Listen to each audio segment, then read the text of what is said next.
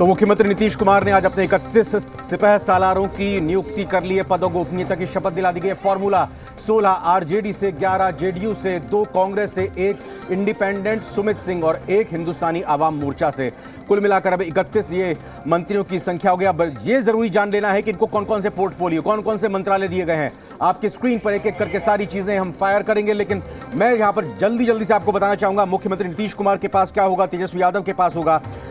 पहले की तरह मुख्यमंत्री नीतीश कुमार के पास सामान्य प्रशासन, गृह, मंत्रिमंडल सचिवालय, निगरानी, निर्वाचन, ये तमाम विभाग रहेंगे। तेजस्वी यादव 4 विभाग होंगे, 3 महत्वपूर्ण, स्वास्थ्य, पथ निर्माण, पीडब्ल्यूडी, नगर विकास एवं आवास और ग्रामीण कार्य, 4 मंत्रालय इनके पास हैं। विजय कुमार चौधरी, याद करा दें आपको, आज जब कैबिनेट की मंत्रियों की शपथ हुई थी तो विजय कुमार चौधरी सबसे पहला नाम, यानी सीनियरिटी में सबसे आगे एक तरह से उनको तरजीह दी गई। उनके पास वित्त विभाग की जिम्मेदारी होगी, वाणिज्य कर की भी वो जिम्मेदारी संभालेंगे और विधानसभा, विधान परिषद में सही तरीके से कार्यवाही चलती रहे उसके लिए संसदीय कार्य की जिम्मेदारी भी विजय कुमार चौधरी को दी गई है। विजेंद्र प्रसाद यादव बहुत वरिष्ठ हैं, एक बार फिर से ऊर्जा और योजना विकास विभाग की जिम्मेदारी उनको मिली है। आलोक कुमार मेहता, बड़े कद्दावर आरजेडी के नेता, और राजस्व एवं भूमि सुधार विभाग, वो विभाग जिस विभाग को लेकर बिहार में लगातार मंत्रियों पर छीटाकशी होती रही है, उन पर सवाल उठते रहे हैं, तो इस महत्वपूर्ण विभाग की जिम्मेदारी आलोक कुमार मेहता को मिली है। तेज प्रताप यादव को लेकर लगातार सवाल और कयास लगाए जा रहे थे कि उनको कौन सा मंत्रालय मिलेगा। पर्यावरण, वन एवं जलवायु परिवर्तन विभाग उनको दिया गया है। और जाहिर तौर पर तेज प्रताप यादव चूंकि प्रकृति प्रेमी हैं और इस लिहाज से ये भले ही उनको स्वास्थ्य विभाग ना मिला हो, क्योंकि नई तरह की चुनौतियां आजकल की तारीख में स्वास्थ्य मंत्रालय को लेकर हैं। उनके छोटे भाई तेजस्वी प्रताप यादव स्वास्थ्य विभाग की जिम्मेदारी संभालेंगे और तेज प्रताप यादव पर्यावरण, वन और जलवायु परिवर्तन। कुछ महत्वपूर्ण विभागों की भी यहां पर बात करना चाहेंगे। अशोक चौधरी जेडीयू की तरफ से, वही भवन निर्माण की जिम्मेदारी उनके पास होगी। श्रवण कुमार पहले की तरह ग्रामीण विकास की जिम्मेदारी। सुरेंद्र प्रसाद यादव सहकारिता विभाग की उनके पास जिम्मेदारी होगी। खान और भूतत्व, ये भी एक और ऐसा मंत्रालय जिसमें पिछली बीजेपी सरकार के जो मंत्री थे जनक राम, उनके सचिव को लेकर कई तरह के सवाल उठे थे, उन पर भी निशाना लगाया जा रहा था। तो ये जिम्मेदारी डॉक्टर रामानंद यादव के पास होगी, खान और भूतत्व विभाग की। श्रीमती लेसी सिंह, खाद्य और उपभोक्ता संरक्षण। मदन सहनी, समाज कल्याण फिर से उनको मिला है और मदन सहनी से पहले नाराज भी हुए थे जब पिछले एनडीए की सरकार थी। कुमार सर्वजीत पहली बार मंत्री बने हैं, तो जो कुल 31 मंत्री बने हैं उसमें 1 दर्जन यानी 12 मंत्री ऐसे हैं जो पहली बार मंत्री बने हैं। उसमें कुमार सर्वजीत का भी नाम है। पर्यटन, टूरिज्म मिनिस्ट्री उनके हाथ में होगी।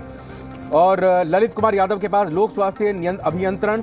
संतोष कुमार सुमन बेटे हैं हिंदुस्तानी आवाम मोर्चा के अध्यक्ष जीतन राम मांझी के, एक बार फिर से मंत्री बनाए गए हैं। अनुसूचित जाति और जनजाति कल्याण। देखिए, शिक्षा का विभाग किसके पास होगा और उद्योग का मंत्रालय की जिम्मेदारी किसके पास होगी, बहुत महत्वपूर्ण सवाल लगातार लोगों के बिहार में मन में आ रहा था। शिक्षा विभाग की जिम्मेदारी कद्दावर आरजेडी के नेता चंद्रशेखर के पास रहेगी। चंद्रशेखर संभालेंगे इस शिक्षा विभाग की बिहार के सुधारने की जिम्मेदारी, क्योंकि लगातार जब विपक्ष में आरजेडी थी तो यही सवाल उठाए जाते थे कि न सिर्फ यूनिवर्सिटीज़ में लगातार 4-4, 6-6 साल में डिग्री संपन्न होती है, व्यवस्था अगर शिक्षा की स्कूलों की करें पूरी तरह से छिन्न भिन्न हो चुकी है, तहस नहस हो चुकी है।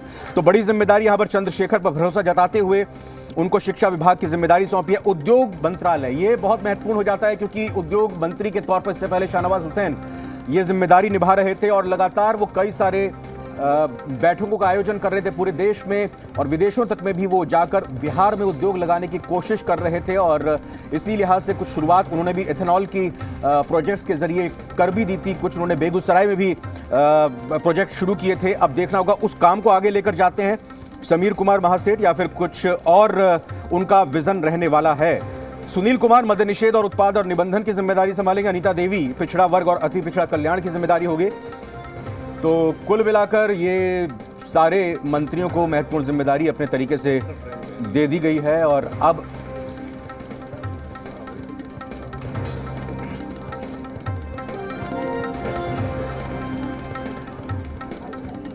चूंकि अब ये हमने सबसे पहले आपको बता दिया कि कितने मंत्री बने हैं और किस मंत्री को कौन सा पोर्टफोलियो मिला है, ये कैसे हुआ है, इसकी जानकारी जानने के लिए और बिहार को इससे क्या हासिल हो सकता है इनके तजुर्बे से, ये जो पूरा का पूरा बंटवारों का एक तरह से कहीं बंटवारा किया गया है मंत्रालयों का, ये कैसे होगा। ब्यूरो चीफ हमारे पटना से रजनीश जुड़ रहे हैं।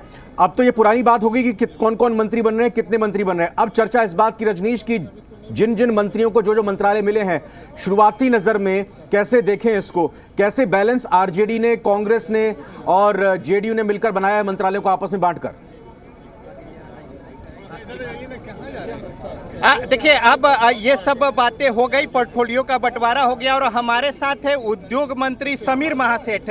समीर महासेठ, उद्योग मंत्री, पहले तो बहुत बधाई आपको। बहुत बहुत धन्यवाद। तो अब एक बड़ी जवाबदेही जिम्मेदारी है और पिछले जो एनडीए सरकार में लकीर खींची जा रही थी उसको आगे बढ़ाना है। तो किस तरह की चुनौती होगी, जबकि केंद्र और राज्य में सरकार जो है अब अलग अलग पार्टियों का हो गया? समीर जी, देखा जाए, राज्य में आज़ादी के बाद जितने भी उद्योग मंत्री हुए, हम सबों से चाहेंगे कि जो उनका छोड़ा हुआ काम है, जो नहीं कर पाए हैं, उसे पूरा करने का प्रयास करेंगे। यही तेजस्वी जी का भी निर्देश भी है और हम उम्मीद करते हैं कि महागठबंधन के सभी माननीय मंत्री जनता के बीच खड़े उतरने का प्रयास करेंगे, अपना सुख सुविधा छोड़ करके जनता के प्रति वफादार रहेंगे। यही हमारे जनता के प्रति तो वफादार रहेंगे, लेकिन जिस तरीके से एक थोड़ा लग रहा था ऐसा कि ट्रैक पर आ रहा है उद्योग धंधा और उसी बीच में सरकार जो है वो डिरेल हो गई। अब जो है फिर नए सरकार का गठन हुआ है, नए उद्योग मंत्री के तौर पे आप हैं सामने में, तो एक बड़ी चुनौती है, कैसे इसे पाट पाएंगे? कुछ भी चुनौती नहीं है। अगर आप मान के चले, हमने एक लाइन कहा, जितने भी उद्योग मंत्री रहे हैं उनका जो छोड़ा हुआ सपना है उसे पूरा करने का प्रयास। समीर आज कैबिनेट की जो बैठक है उसमें भी कुछ इस तरीके की बातें होंगी कि कैसे आगे बढ़ा जाए? पहले जानकारी ले लें, इसके बाद आगे बढ़ेंगे। पहले जानकारी लेंगे तब आगे।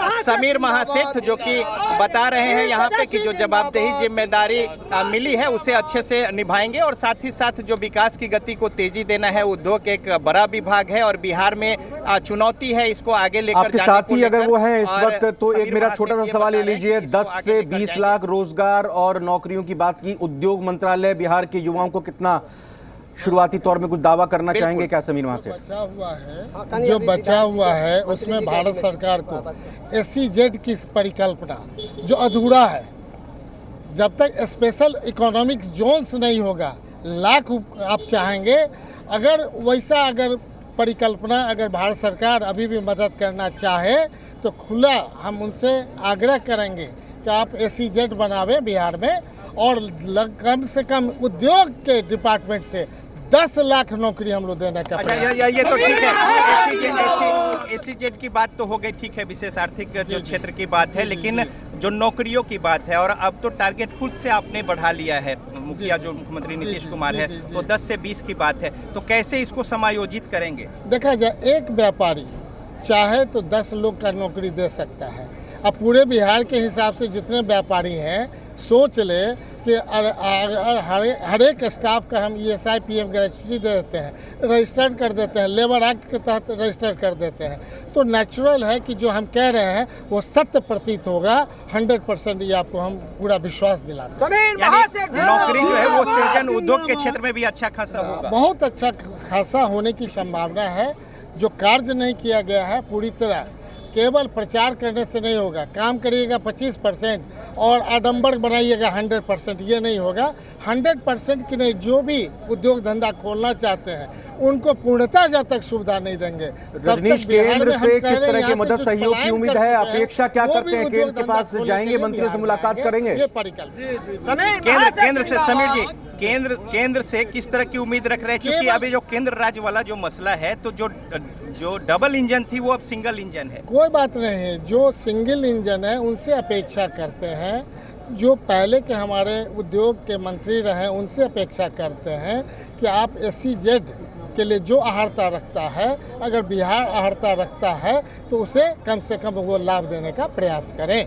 15 साल टैक्स हॉलीडे करने का प्रयास करें, ये भारत सरकार करेंगे। तो समीर महासेठ, इनके पिताजी राजकुमार महासेठ भी बिहार में यहाँ पे जनप्रतिनिधि रहे, विधायक रहे, और अब समीर महासेठ के कंधों पर बिहार में उद्योग धंधों को किस तरीके से आगे बढ़े और उसको विस्तार दिया जाए, एक बड़ी चुनौती है। और सीधा ये बता रहे हैं कि जिस तरीके से उन्होंने सोच रखा है और आगे इसको लेकर जाएंगे और साथ ही साथ नौकरी जो है वो भी मिलेगा, रोजगार का